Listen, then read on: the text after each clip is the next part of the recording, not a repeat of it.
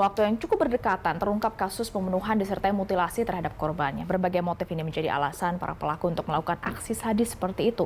Kita akan bahas bersama dengan kriminolog UI, Profesor Adrianus Meliala yang sudah bergabung bersama Berita Satu Sore melalui sambungan telekonferensi. Prof. Adrianus, selamat sore. Selamat sore, Mbak. Ya, dengan Stefani Ginting. Prof, pertanyaan pertama saya mulai dengan kenapa harus mutilasi? Apakah benar ini bagi pelaku mutilasi adalah rational choice untuk menghilangkan jejak? Jadi kalau kita lihat dari mereka yang telah melakukannya dan ketika ditanya mengapa, maka mereka bilang begini, ada dua pilihan tuh, ya, antara saya atau maksudnya si pelaku lari, menghindar dari TKP sejauh-jauhnya agar tidak ditangkap oleh kepolisian, atau tidak lari, bisa bersikap seperti biasa, business as usual. Tapi untuk itu maka kemudian korban perlu dijauhkan, ya, perlu diputuskan hubungannya dengan si pelaku, antara lain dengan mencacah, ya, mencacah si korban atau menghilangkan si korban dengan berbagai macam cara, salah satunya adalah dengan cara mutilasi. Nah, maka kemudian ada yang memilih lari dan ada yang memilih mutilasi. Jadi sepenuhnya memang pertimbangan rasional agar kemudian tidak usah bertanggung jawab secara hukum, begitu. Prof, dari catatan Anda, mana yang lebih banyak dari pembunuhan dengan mutilasi ini memang menjadikan mutilasi ini sebagai bagian dari rencana awal pembunuhan, atau tadi secara spontan setelah dia melakukan pembunuhan kemudian dia menyadari harus menghilangkan jejak? Tergantung dua hal, ya. Pertama, adanya tempat, ya. Jadi kalau dilihat dari mutilasi yang dilakukan selama ini, itu semua mengambil tempat di mana pelaku merasa nyaman. Pelaku merasa take control dengan situasi, tahu siapa orang yang masuk, siapa orang yang keluar, atau siapa orang yang akan masuk, siapa yang akan keluar, sehingga dia bisa memanfaatkan tempat itu untuk memutilasi korbannya. Dan juga memiliki waktu yang cukup panjang untuk melakukannya, karena mutilasi kan nggak gampang, ya. Maka dia punya waktu di tempat yang aman, begitu, ya, sehingga kemudian dia bisa melakukannya secara nyaman pula. Maka ketika dia memiliki tempus dan lokus yang nyaman itu, maka kelihatannya cenderung untuk memutilasi. Tapi kalau pelaku kemudian tidak memiliki dua hal itu, maka cenderung untuk kemudian dia yang lari, begitu. Apakah pelaku pembunuhan disertai mutilasi ini pelakunya kemungkinan besar memiliki gangguan jiwa atau paling tidak punya pengalaman di masa lalu sebagai korban kekerasan atau sebagainya, atau sebenarnya siapa saja yang punya motif dan kesempatan seperti yang Anda sampaikan tadi, ya, motif dan kesempatan untuk melakukan mutilasi? Nah, ini dia menariknya, karena kita terus terang melihat dari berbagai data yang ada, ya, maka dari sekitar 120 kasus mutilasi yang terjadi selama 4 dekade di Indonesia, itu semuanya orang-orang baik-baik saja, ya. Begitu diakses, maka terlihat memiliki kecerdasan yang cukup, memiliki tilik diri atau pemahaman di mana dia, siapa dia, memiliki tilik tempat, tahu di mana dia berada, tilik tujuan, tahu apa yang diperbuatnya, gitu, ya. Jadi dengan kata lain tidak bisa dikatakan sebagai orang yang memiliki gangguan jiwa. Nah, tapi juga kalau dikatakan mengenai apakah dia punya pengalaman, itu juga tidak punya pengalaman yang berarti. Benar bahwa diantaranya misalnya ada yang tukang daging, ada yang tukang soto, ada. Tapi apakah kemudian kedua pengalaman itu cukup kuat untuk kemudian yang bersangkutan untuk memutilasi? Rasanya tidak.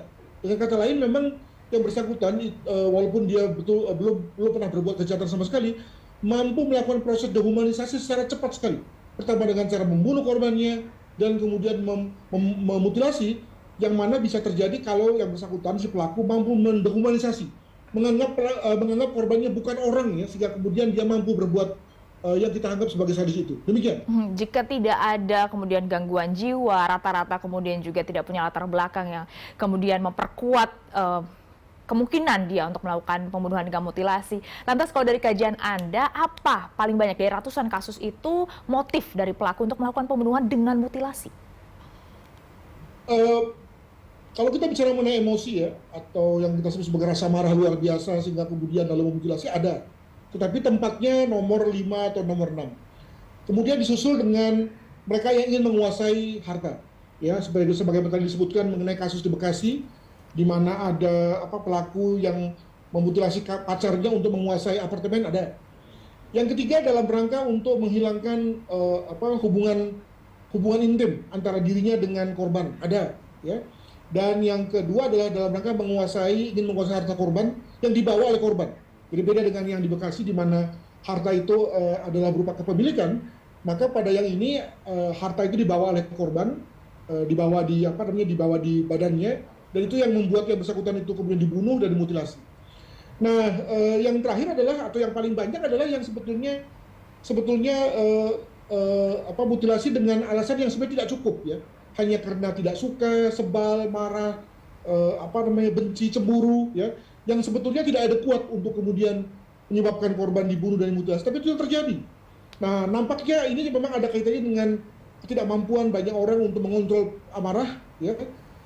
Dan lalu kemudian dari amarah itu lalu kemudian bablas menjadi perilaku yang fatal seperti membunuh, dan begitu kemudian dia membunuh dia mulai sadar bahwa wah, kalau begini bisa kemudian saya bisa mendekam di penjara seumur hidup nih, maka kemudian dia memutilasi. Itulah rata-rata yang terjadi pada konteks mutilasi di Indonesia, begitu.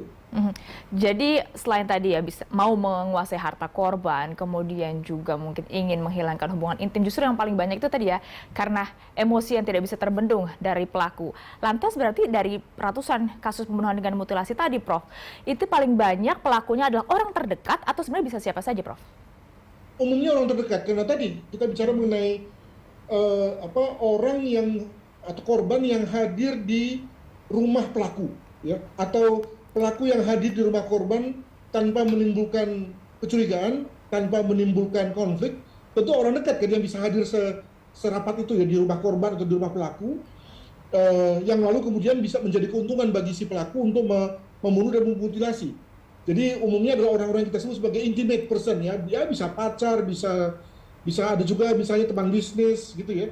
Tapi yang jelas bahwa sudah masuk dalam lingkungan circle si pelaku, sehingga kemudian lalu ketika yang bersangkutan apakah korban datang ke tempat pelaku atau sebaliknya tidak menimbulkan kecurigaan, baik bagi pelaku dan korban, tapi juga bagi masyarakat sekitar pada awalnya tidak curiga, sampai kemudian lalu si pelaku bisa menghilangkan si korban, mungkin juga kemudian ada orang sekitar juga tidak curiga, sampai kemudian korban ditemukan, begitu.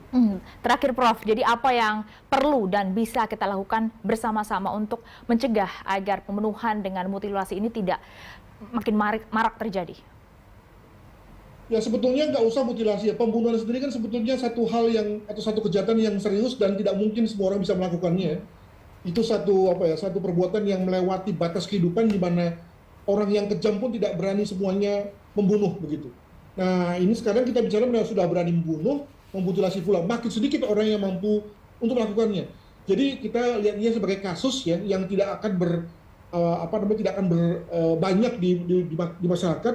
Nah, kalau sekarang ini kelihatannya ada tren beruntun, kemungkinan memang ada copycat ya. Jadi pelaku yang kemudian meniru, melihat atau mengetahui bahwa ada yang namanya mutilasi ya, maka kemudian dia melakukannya.